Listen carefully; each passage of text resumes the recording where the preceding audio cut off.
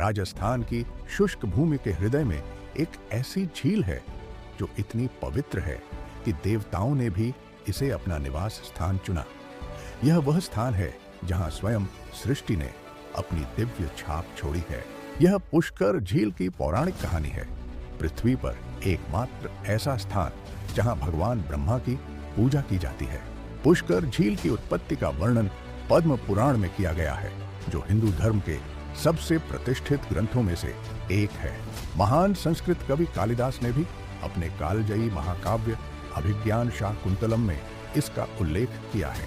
प्राचीन शिलालेख और ऐतिहासिक अध्ययन बताते हैं कि पुष्कर 4वीं शताब्दी ईसा पूर्व से अस्तित्व में था, जो इसे दुनिया के सबसे पुराने जीवित तीर्थ स्थलों में से एक बनाता है। लेकिन इतिहास से परे एक दिव्य किंवदंती है, जो एक ब्रह्मांडीय युद्ध से शुरू होती है। बहुत पहले राक्षस वज्रनाभ ने स्वर्ग में आतंक फैलाया था। उसका सबसे बड़ा अपराध देवताओं के निर्दोष बच्चों का वध करना था। ऐसे अधर्म को सहन करने में असमर्थ स्वयं सृष्टिकर्ता भगवान ब्रह्मा ने हथियार उठा लिए। सृष्टि और विनाश के बीच एक भयंकर युद्ध छिड़ गया। ब्रह्मा और वज्रनाभ के बीच युद्ध के कुछ दृश्य दिखाएं। एक लंबे और थका देने वाले युद्ध के बाद ब्रह्मा ने अंततः अपनी दिव्य शक्ति का उपयोग करके वज्रनाभ को नष्ट कर दिया। लेकिन जैसे ही राक्षस गिरा, नियति ने एक चमत्कारी मोड़ लिया। युद्ध के दौरान भगवान ब्रह्मा के पवित्र कमल से 3 पंखुड़ियां उनके हाथों से फिसलकर पृथ्वी पर गिरीं। जहां प्रत्येक पंखुड़ी ने जमीन को छुआ, वहां एक पवित्र झरना निकला। ज्येष्ठ पुष्कर, मध्य पुष्कर और कनिष्ठ पुष्कर, इन जल को ब्रह्मा के दिव्य सार से शुद्ध किया गया था, जिससे पुष्कर तुरंत एक तीर्थ, स्वर्ग और पृथ्वी के बीच एक प्रवेश द्वार बन गया। पुष्कर की पवित्रता को पहचानते हुए भगवान ब्रह्मा ने ब्रह्मांडीय संतुलन बहाल करने के लिए एक महायज्ञ करने के लिए इसी भूमि को चुना। आसपास के अरावली पर्वत दिव्य रक्षकों की तरह उठे, अनुष्ठान को सभी नुकसान से बचाते हुए। लेकिन एक समस्या थी, पत्नी की उपस्थिति के बिना कोई भी यज्ञ पूरा नहीं होता। देवी सरस्वती, ब्रह्मा की पत्नी, अभी तक नहीं पहुंची थी। अपने रास्ते में देवी सरस्वती को अनजाने में इंद्राणी, लक्ष्मी और पार्वती ने विलंबित कर दिया था। समय और अनुष्ठानिक बाधाओं से बंधे ब्रह्मा एक असंभव दुविधा का सामना कर रहे थे।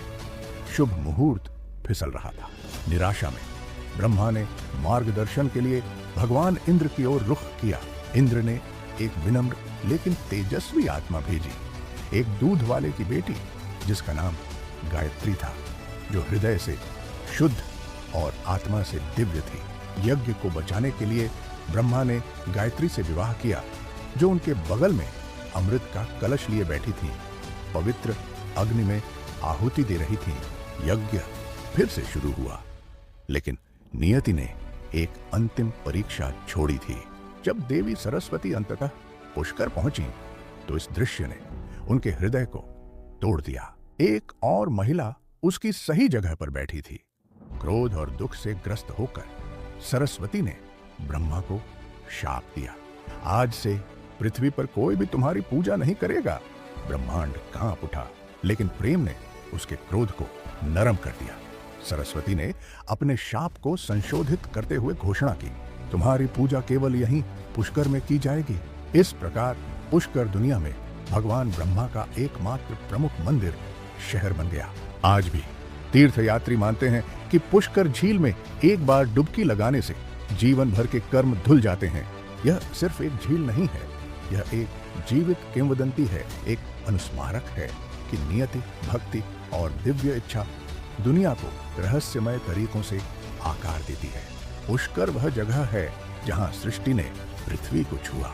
यदि आपको यह दिव्य कहानी पसंद आए, तो हिंदू पौराणिक कथाओं की और भी अनकही किंवदंतियों के लिए लाइक करें, साझा करें और सदस्यता लें। जय ब्रह्मा देव।